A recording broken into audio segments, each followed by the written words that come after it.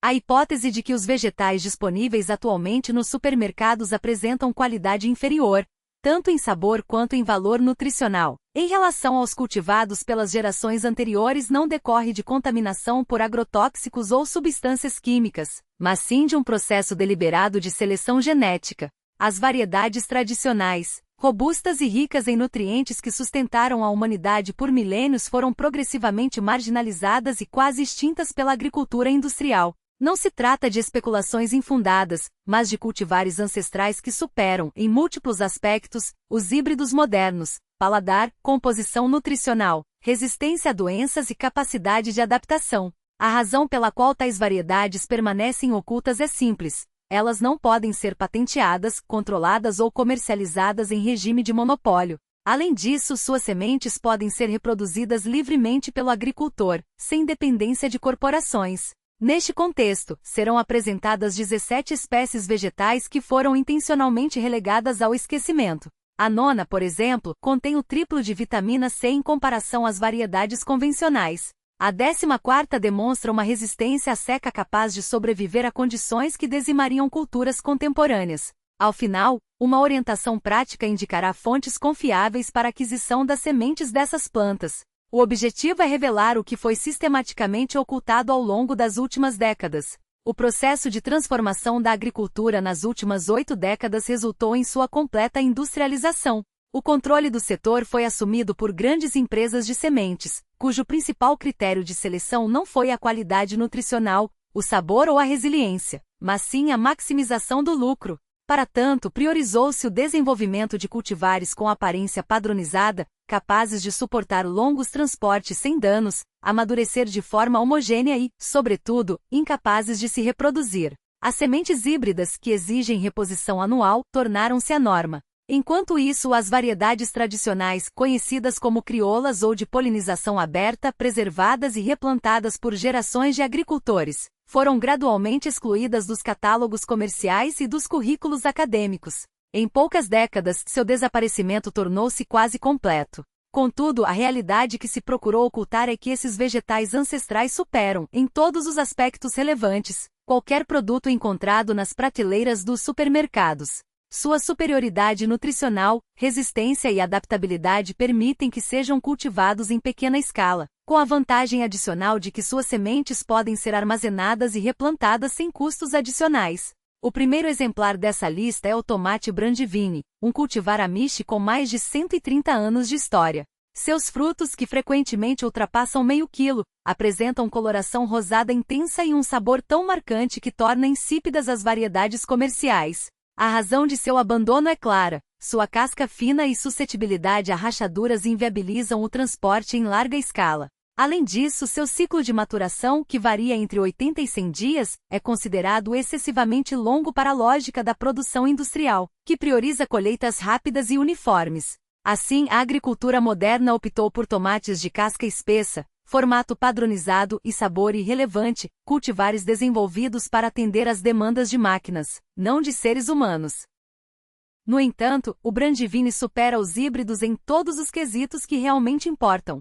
Seu sabor é complexo, equilibrando doçura e acidez, enquanto sua textura cremosa o torna incomparável. Do ponto de vista nutricional, variedades tradicionais como essa contêm níveis significativamente mais elevados de antioxidantes, como o licopeno, em relação às suas contrapartes modernas. Para cultivá-lo, recomenda-se iniciar o plantio em ambiente protegido, 6 a 8 semanas antes da última geada prevista. As mudas devem ser transplantadas para solo fértil e bem drenado, com exposição plena ao sol. Como as plantas podem atingir entre 2 e 3 metros de altura, é necessário o uso de estacas ou gaiolas para sustentação.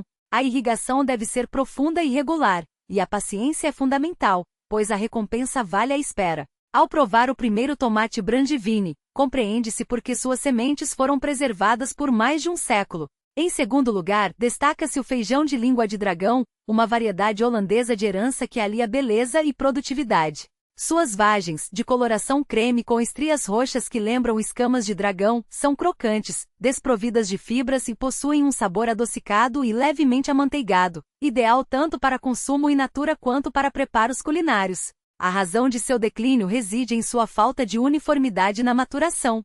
Enquanto a agricultura industrial exige colheitas simultâneas para otimizar o uso de maquinário, o feijão de língua de dragão amadurece de forma escalonada, inviabilizando a colheita mecânica em larga escala. Para o agricultor doméstico, porém, essa característica representa uma vantagem, pois permite colheitas prolongadas ao longo de semanas, em vez de uma única safra concentrada. As plantas são vigorosas, resistentes a doenças e altamente produtivas, mesmo em condições menos favoráveis. Seu cultivo é simples. As sementes devem ser plantadas após o término das geadas, em local ensolarado. Por se tratar de uma variedade de crescimento determinado, não requer tutoramento. A colheita deve ocorrer quando as vagens atingem cerca de 15 centímetros de comprimento, ainda tenras. Embora as estrias roxas desapareçam durante o cozimento, o sabor se intensifica. Cultivado na Europa há mais de 2 séculos, esse feijão mantém uma qualidade superior a qualquer variedade congelada disponível no mercado. O terceiro item da lista é a cenoura ou chiarte, um cultivar francês do final do século XIX que difere radicalmente das cenouras contemporâneas. De formato cônico e curto, com apenas 10 a 12 centímetros de comprimento e até 8 centímetros de diâmetro na parte superior, essa variedade apresenta um sabor excepcionalmente doce e uma textura crocante. Sua exclusão dos sistemas de produção industrial deve-se, em grande parte, à sua aparência pouco convencional. Os consumidores foram condicionados a associar qualidade a cenouras longas, finas e perfeitamente retas, um padrão que a Oshiart não atende. Além disso, seu formato dificulta a colheita mecanizada, pois as raízes grossas e curtas tendem a se romper durante o processo. No entanto, a Oshiart demonstra uma notável capacidade de adaptação a solos argilosos e compactados, nos quais as variedades modernas apresentam dificuldade de desenvolvimento. Sua robustez permite que ultrapasse camadas de solo mais densas, que deformariam ou atrofiariam cenouras convencionais. Do ponto de vista nutricional, sua concentração de açúcares e nutrientes é superior à das variedades comerciais, além de apresentar excelente capacidade de armazenamento, podendo ser conservada por meses em condições adequadas. No século XIX, era comum que agricultores dependessem desse cultivar para garantir o abastecimento durante o inverno. Atualmente, a agricultura industrial substituiu-a por variedades uniformes e de fácil manejo mecânico, cujo sabor se assemelha mais à água do que ao vegetal original. Para cultivá-la, recomenda-se o plantio direto em solo solto e bem drenado, no início da primavera ou no final do verão. As mudas devem ser desbastadas, mantendo-se um espaçamento de aproximadamente 8 centímetros entre as plantas. A colheita ocorre entre 75 e 85 dias após o plantio, quando as raízes atingem a maturidade. O sabor e a textura dessa cenoura remetem ao que o vegetal representava antes da intervenção das grandes corporações. Em quarto lugar, apresenta-se o tomate Mortage Lifter, cujo nome já revela sua importância histórica. Durante a Grande Depressão, o mecânico conhecido como Radiator Charlie desenvolveu essa variedade no estado da Virgínia Ocidental, cruzando 4 tipos distintos de tomate até obter um cultivar excepcionalmente produtivo e saboroso. A denominação Mortage Lifter, literalmente levantador de hipoteca, decorre do fato de que a venda das mudas dessa planta permitiu ao seu criador quitar a hipoteca de sua propriedade em apenas 4 anos. Os frutos, que podem atingir meio quilo, possuem polpa densa e suculenta, com um equilíbrio perfeito entre acidez e doçura. Sua casca espessa e resistente o torna ideal para transporte, embora ainda não se compare às variedades comerciais em termos de uniformidade. A razão de seu declínio está diretamente ligada à sua falta de padronização, um requisito essencial para a agricultura em larga escala. Contudo, para o agricultor familiar, essa variedade representa uma solução econômica e nutricional de alto valor, e apresenta um formato altamente variável, características que os tornam incompatíveis com os padrões industriais de classificação e embalagem. Sua casca espessa e textura rugosa dificultam o processamento mecânico, enquanto o crescimento irregular exige colheita manual, elevando os custos de produção. Além disso, a aparência pouco convencional afasta consumidores acostumados à uniformidade visual dos vegetais comercializados em larga escala. Contudo, a Crapaldine destaca-se por atributos que superam suas limitações estéticas. Sua polpa de coloração vermelho escura intensa revela um perfil sensorial complexo, combinando doçura pronunciada com notas terrosas e um leve toque picante, características ausentes nas variedades modernas selecionadas prioritariamente para a produtividade. Nutricionalmente apresenta concentrações elevadas de betalainas, compostos antioxidantes associados à redução de processos inflamatórios e à proteção cardiovascular. A resistência natural a doenças do solo, como a sarna da beterraba, reduz a necessidade de intervenções químicas, tornando-a uma opção viável para sistemas agrícolas de baixo impacto. O cultivo da crapaldina exige solos profundos e bem drenados, preferencialmente arenosos, para permitir o desenvolvimento adequado de suas raízes alongadas. A semeadura deve ocorrer no início da primavera ou no final do verão, evitando-se períodos de geada. A colheita, realizada entre 80 e 100 dias após o plantio, requer cuidado manual para preservar a integridade dos tubérculos, que podem atingir até 30 centímetros de comprimento. Após a colheita, recomenda-se o armazenamento em local fresco e seco, onde mantém suas propriedades por meses. Apesar de sua marginalização pelo agronegócio, a crapaldine representa um elo histórico com práticas agrícolas pré-industriais, quando a diversidade genética e o sabor eram prioridades. Sua preservação, atualmente mantida por bancos de sementes e agricultores tradicionais, assegura não apenas a continuidade de uma variedade de excepcional valor gastronômico, mas também a manutenção de um patrimônio genético resistente e adaptável. Para o produtor familiar, sua rusticidade e alto valor nutricional oferecem uma alternativa econômica viável, capaz de atender a nichos de mercado que valorizam a autenticidade e a qualidade sensorial. Roaster não se enquadra nos padrões comerciais de uniformidade e transporte. Seus frutos, de formato irregular e casca delicada, são suscetíveis a danos durante o manuseio, inviabilizando sua distribuição em larga escala. Além disso, seu longo ciclo de maturação, que pode ultrapassar 120 dias, contrasta com a demanda por variedades de rápido retorno econômico. Contudo, essa variedade ancestral destaca-se por atributos que transcendem a lógica produtivista. Sua polpa, de textura cremosa e sabor intensamente adocicado, supera em qualidade sensorial a maioria das abóboras comerciais. Nutricionalmente é rica em betacaroteno, fibras e antioxidantes, além de apresentar notável resistência a pragas e doenças. O cultivo do Candy Roaster exige solo profundo e bem drenado, com exposição plena ao sol. As sementes devem ser plantadas após a última geada, com espaçamento generoso para acomodar o crescimento vigoroso das vinhas. A colheita ocorre quando a casca adquire tonalidade opaca e firmeza ao toque, geralmente entre o final do verão e o início do outono. Após a colheita, recomenda-se o armazenamento em local fresco e seco, onde os frutos podem ser conservados por meses sem perda significativa de qualidade.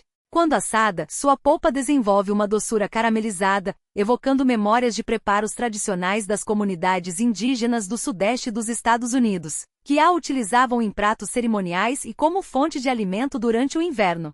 A preservação de variedades como o Candy Roaster não se limita à manutenção de um legado cultural. Ela representa um ato de resistência contra a erosão genética imposta pela agricultura industrial. Ao priorizar a diversidade, os agricultores familiares e os defensores da soberania alimentar reafirmam a importância de espécies adaptadas a condições locais, capazes de prosperar sem depender de insumos químicos ou irrigação intensiva. Mais do que um simples alimento, essas variedades são testemunhos vivos da relação simbiótica entre seres humanos e a terra, onde a seleção natural e a intervenção humana se fundiram ao longo de séculos para criar cultivares de excepcional valor nutricional e resiliência. As abóboras Candy Roaster destacam-se por seu porte avantajado e formato irregular, características que as tornam incompatíveis com os padrões logísticos da agricultura industrial. Seu armazenamento em paletes é inviável, assim como sua adaptação a equipamentos de processamento padronizados. Não surpreende, portanto, que o agronegócio tenha demonstrado pouco interesse em preservar cultivares de origem indígena.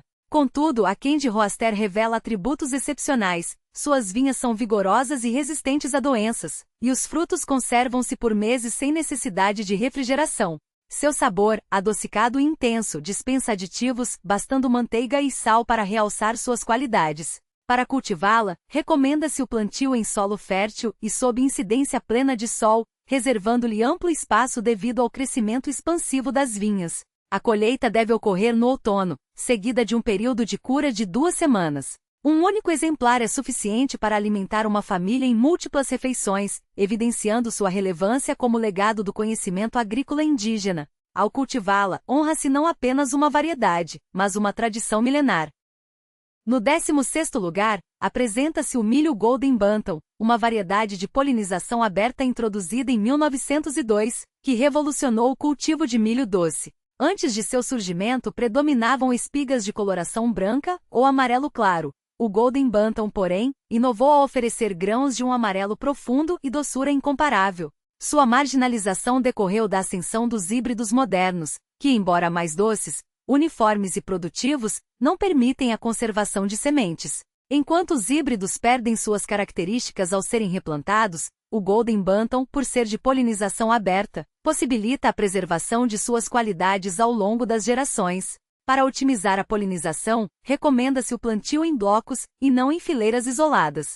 A colheita deve ser realizada quando os estigmas, cabelos do milho, estiverem escurecidos e os grãos, ao serem perfurados, liberarem um líquido leitoso. Seu sabor, doce e autêntico, remete ao milho consumido antes da hegemonia corporativa sobre a produção agrícola. Por fim, na 17ª posição, destaca-se o milho Bloody Batcher, um cultivar tradicional dos Apalaches, reconhecido por seus grãos de coloração vermelho escuro. Diferentemente do milho doce, esta variedade não é consumida in natura, mas seca e moída para a produção de uma farinha de milho escura, saborosa e nutritiva. Sua substituição pelo milho dentado amarelo, de baixo valor nutricional e sabor neutro, reflete a lógica industrial, que prioriza a produtividade em detrimento da qualidade. O Bloody Batcher, no entanto, demonstra notável resiliência, adaptando-se a solos pobres e condições de seca. A farinha obtida a partir de seus grãos supera em sabor e valor nutricional qualquer produto comercial disponível. Cultivado há mais de 1,5 séculos por famílias da região dos Apalaches, este milho representa não apenas segurança alimentar, mas também soberania e herança cultural. Seu cultivo exige exposição plena ao sol, e os grãos devem ser colhidos após a secagem natural das espigas. Após a debulha, a moagem pode ser realizada com o auxílio de um moinho manual, resultando em uma farinha de sabor terroso e levemente adocicado, capaz de satisfazer tanto as necessidades nutricionais quanto as tradições culinárias locais. A obtenção de sementes dessas variedades, bem como a participação no movimento de conservação de sementes, constituem etapas fundamentais para a preservação da diversidade agrícola. Inicialmente recomenda-se o contato com empresas especializadas em cultivares tradicionais, como Baker Creek Heirloom Seeds, Seed Savers Exchange, Victory Seeds e Southern Exposure Seed Exchange, que atuam ativamente na manutenção do patrimônio genético vegetal. Em segundo lugar, a adesão a redes de trocas de sementes como a Seed Savers Exchange ou a bibliotecas de sementes locais, permite o acesso a variedades raras e a participação em iniciativas de preservação. Por fim, a prática da conservação de sementes em nível individual representa um ato de autonomia alimentar. A maioria dessas variedades, por serem de polinização aberta, possibilita a coleta e o replantio de sementes, um processo mais simples do que se imagina e de profundo significado político. Ao preservar sementes, rompe-se com o monopólio corporativo, assegura-se a continuidade da diversidade genética e impede-se o desaparecimento definitivo desses cultivares. A agricultura industrial busca perpetuar a dependência dos produtores, mas a conservação de sementes oferece independência. Essa é a razão de sua relevância. Assim, apresentam-se 17 variedades vegetais que, por não se submeterem à lógica da padronização, da mercantilização ou da produção em massa, foram deliberadamente suprimidas. Cada uma delas, no entanto, supera em resistência, valor nutricional e adaptabilidade as variedades industriais que as substituíram. Esses cultivares simbolizam liberdade, herança cultural e a capacidade de prover alimentos sem a intermediação de corporações. Sua disponibilidade, embora restrita, é acessível àqueles que buscam reconectar-se com sistemas alimentares ancestrais, anteriores à dominação do agronegócio. A preservação dessas variedades não se limita ao ato de plantar. Trata-se de um posicionamento político e ético.